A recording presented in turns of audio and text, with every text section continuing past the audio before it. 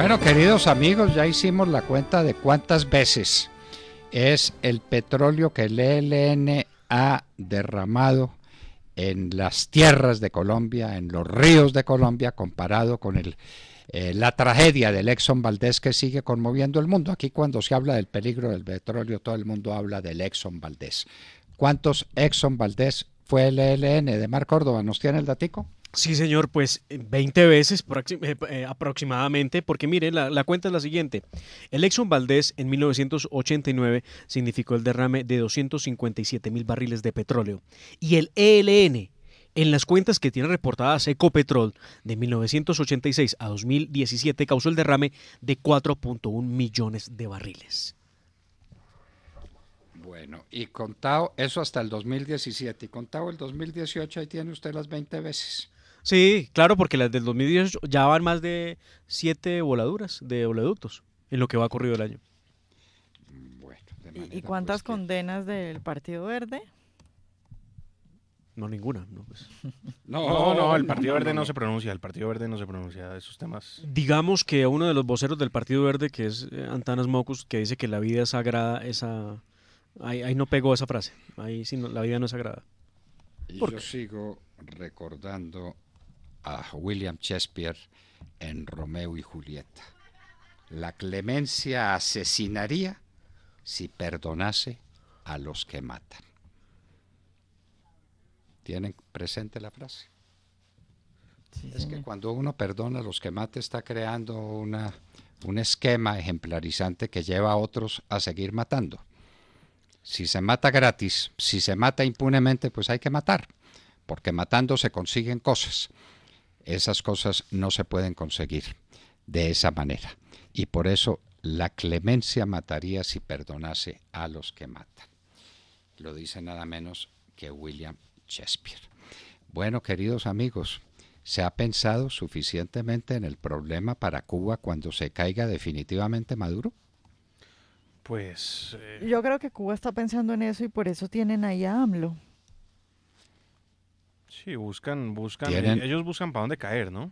¿Tienen a AMLO en dónde? En México. Pero México sí tendrá... Sí, pero México, ¿y usted cree que México se va a meter a mantener a Venezuela? Pues doctor, yo a AMLO lo veo a Cuba. Yo a AMLO lo veo siguiendo los pasos de Chávez. Obviamente México no es Venezuela y no tiene el músculo financiero. En un año puede dañar toda la economía del país. Sin embargo, sí creo que esa es la estrategia de Cuba. Pero en México hay unas instituciones, por imperfectas que sean, que le van a impedir a AMLO regalarle petróleo a Venezuela. Eso olvídese. AMLO le va a hacer propaganda, AMLO va a ser amigo de Cuba, claro que es amigo de Cuba. Pero mantenerla, sostenerla, como hizo Chávez y como hizo Maduro y como hizo la Unión Soviética durante tantos años. Eso es un parásito que acaba lo que sea, vea Venezuela cómo terminó. Sí, claro, o sea, más bien porque no tenga músculo financiero México, pero lo de las instituciones, lo mismo decían los venezolanos, que en Venezuela había instituciones muy fuertes y todo. No, ese sueño sí no lo podemos soñar. Yo lo que estoy diciendo es que algo tiene de sistema institucional México que le impida a AMLO regalarle cosas al régimen de Cuba. No es capaz de hacerlo, no tiene con qué. Esa es mi visión. Y por eso la caída de Cuba, la caída de Venezuela es la caída de Cuba. Cuba que tiene ahora un problemita y es que lo van a poner en la lista de terroristas internacionales. Claro, donde debe estar. Por sostener al ELN. De donde no debió haber salido, mejor dicho. No debió haber salido. Unas gracias de Obama, ¿no? Pero porque, claro, Obama, pero es que Cuba no ve que estaba arreglando la paz en Colombia. Sí. Y ese era el cuento de Juan Manuel Santos. Y Barack Obama se tragaba ese cuento como se lo tragaron. ¿Cuántos en el mundo? ¿Cuántos en el mundo? ¿A dónde no fue Juan Manuel Santos a hablar de la paz? Después de 50 años de guerra yo estoy haciendo la paz. Muy linda paz la que nos trajo. Muy linda. Muy linda. El problema es que si siguen las cosas como van, con estos temas de violencia tan crudos en Colombia, todos los días líderes asesinados, todos los días secuestrados, voladuras de oleoductos, atentados terroristas, el presidente Santos, quien ahora se dedica en su vida de expresidente a dar declaraciones y conferencias en el mundo sobre cómo construir una verdadera paz, se va a quedar sin trabajo, porque ¿quién lo va a contratar? Bueno, queridos amigos, es bueno que le echemos ojito a Bogotá y a lo que está pasando en Bogotá. El señor Peñalosa es peor que Petro.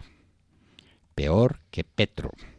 Y nos está vendiendo el cuento de la sociedad igualitaria para justificar su enorme fracaso como alcalde y como administrador. Aquí Peñalosa no ha hecho nada, ni es capaz de hacer nada. Y entonces él responde diciendo, he hecho igualdad. Porque mire a ustedes todos andando en la misma bicicleta por las ciclorrutas. ¿Dónde están las calles? ¿Dónde están las avenidas? ¿Dónde están los desarrollos de los grandes colegios? ¿Dónde está lo que hizo Peñalosa en Bogotá? Nada, nada. Puro cuento y todo lo tapa con el igualitarismo. Pero va a crear un problema, porque él quiere dejar contratadas obras que arruinan definitivamente a Bogotá, como la de la carrera séptima. Por eso está talando los árboles en el Parque del Japón, imponiendo su criterio destructor. Hágame el favor, para hacer campos de fútbol. Mire lo que dijo Peñalosa frente a eso. Dijo, vea, la verdad es que en Bogotá están armando un melodrama con ese tema del Parque del Japón. Solamente se van a cortar 6 árboles, según dijo Peñalosa. Seguramente él no ha ido allá, no conoce y no sabe qué es lo que están haciendo. Y dice él, se dejan 98 para hacer una pequeña cancha de fútbol en pasto sintético, unos juegos infantiles y unas bancas que van a permitir a la ciudadanía disfrutar de ese espacio. ¿Cómo le parece? A la ciudadanía, ¿cómo le parece? El Parque del Japón no lo disfruta la ciudadanía, no, en absoluto. Pero es que ese es apenas la puntica del iceberg. ¿Y cómo es el cuento del club que va a construir Peñalosa a un costo de más de 50.000 millones de pesos en un terreno valiosísimo que tiene el distrito? ¿Ese club cómo va a funcionar? ¿Y qué es lo que va a tener ese club? Más de 50.000 millones de pesos en una ciudad que no tiene jardines infantiles, en una ciudad que no tiene vías, en una ciudad que no tiene seguridad, en una ciudad que carece de todos, a meterle más de 50.000 millones de pesos a un club para destruir los centros comerciales que están alrededor de ese club. Porque eso es para llevar una gente muy rara, y para espantar a los clientes tradicionales del centro andino y del otro, ¿cómo se llama? El otro Atlantis. El Atlantis. Un desarrollo ciudadano, un desarrollo importantísimo para la vida de Bogotá, entonces hacer un club popular.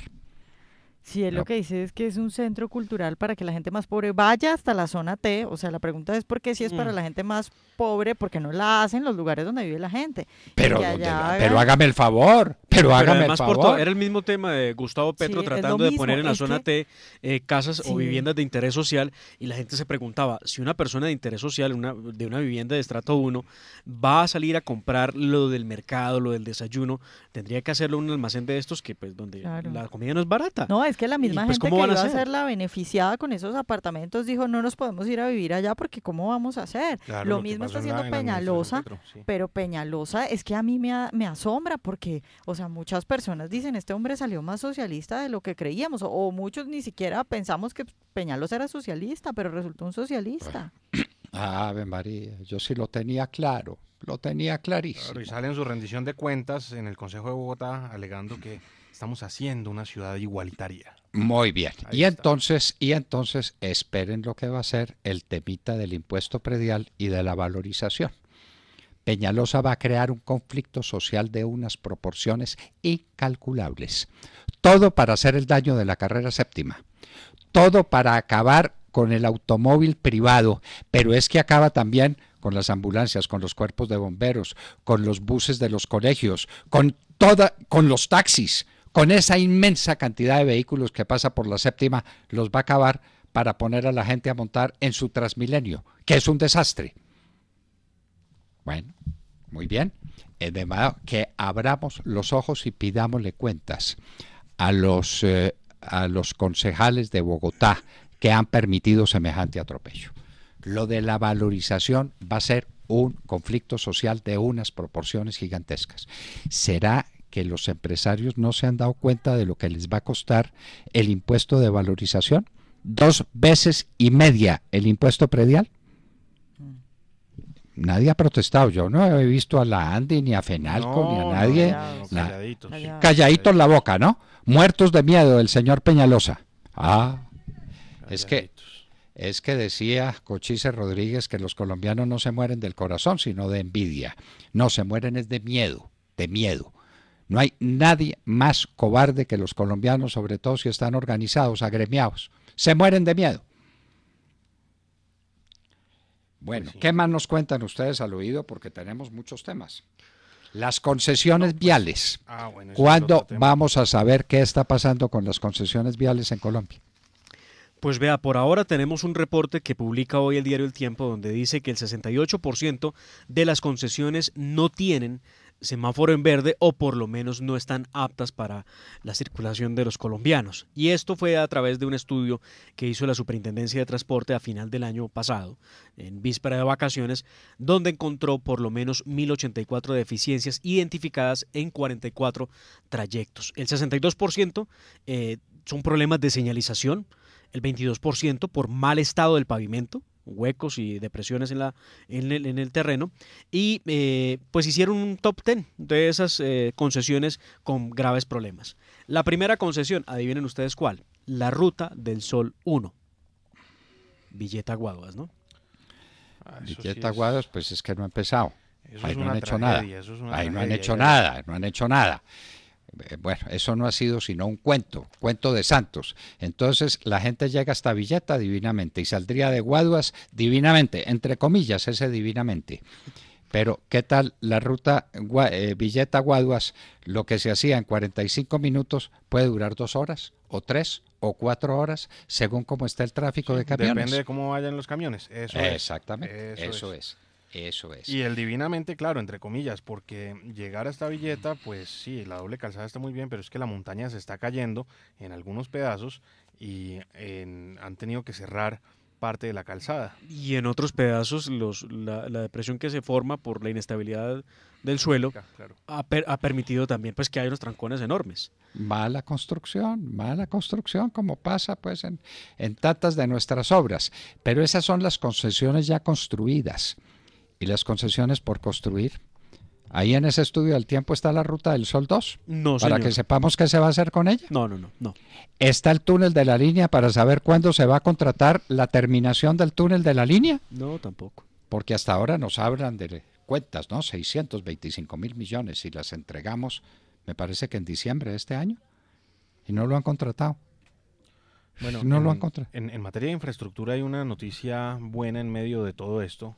Y es que el Banco Mundial inhabilitó a Odebrecht por 3 años por sus prácticas fraudulentas para contratar en proyectos que sean financiados por el Banco Mundial. Así que pues por lo menos alguien le pone el freno a yo escuché cuando el presidente Duque recién estaba empezando, recién se posesionó, lo escuché hablar de impuestos por horas, que los privados, en vez de pagar impuestos, se dedicaran a hacer alguna obra. Esa idea me pareció buenísima y yo no la volví a escuchar. Sería bueno que volviera a hablar de eso. A ver, Vanessa, ¿no lo precisa? Sí, doctor, que los privados, en vez de pagar impuestos, lo que hagan es obras. Entonces, una empresa dice, yo me encargo de esta carretera, por ejemplo, y entonces le descontamos tanto en impuestos. Esa idea es muy buena y se ha aplicado en otros países, pues con muy buenos resultados, por supuesto, porque sería no el Estado encargándose de estas cosas, sino un privado que lo hace mejor y más rápido. Un Estado inepto e incompetente. Los empresarios privados ejecutan bien las cosas y trabajan bien y lo hacen bien. Empresarios privados, yo les quiero contar que ayer vi por la televisión la historia de Vélez, sí. el hombre de los cueros en Medellín. Eso es sencillamente emocionante. Los empresarios que hay en Colombia son para que uno se quite el sombrero. El señor Acevedo de ASEP es una historia absolutamente conmovedora, con unos éxitos colosales. Y este señor Vélez también.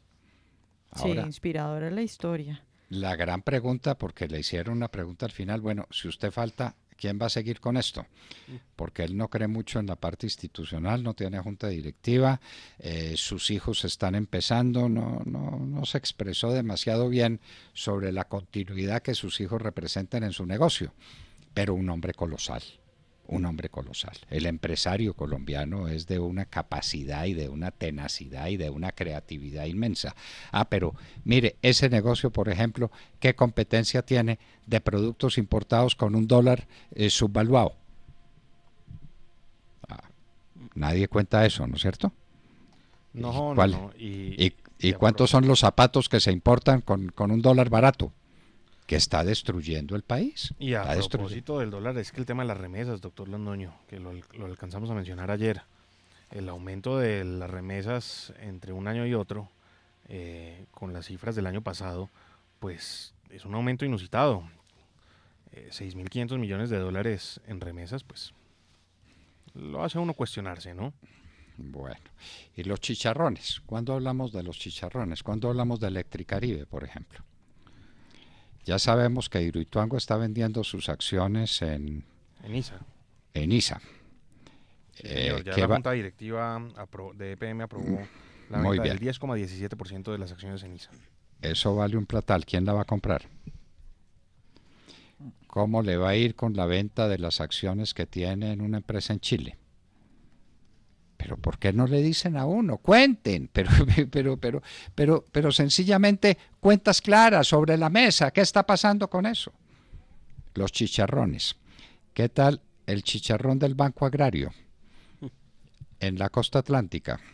Ese 26% de cartera mala. ¿Eso qué significa? Eso es un atraco. Eso es un atraco. El doctor Francisco Mejía está haciendo milagros por recuperar el Banco Agrario.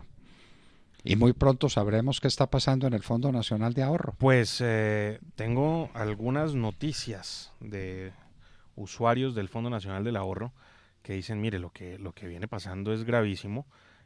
Una persona, por ejemplo, tiene un apartamento en leasing y lo quiso arrendar.